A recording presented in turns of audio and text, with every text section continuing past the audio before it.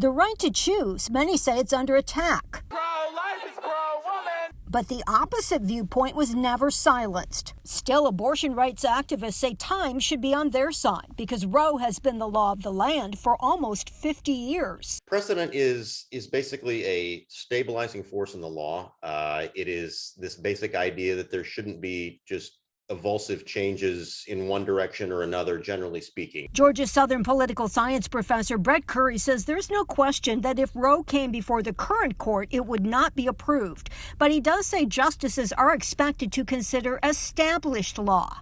Different justices are going to have different ideas about how wrong something has to be in order for it to sort of shock the legal system to basically uproot it.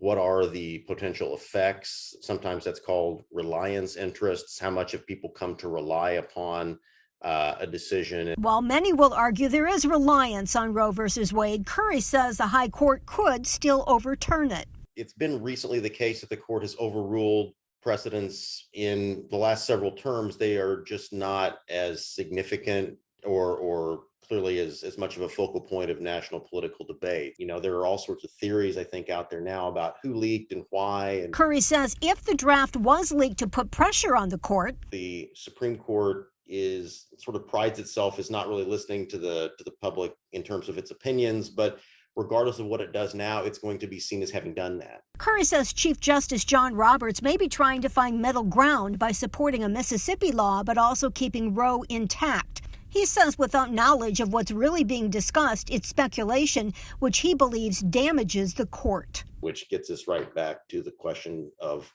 law, politics, how do they intersect? Joanne Merrigan, WSAV, News 3, on your side.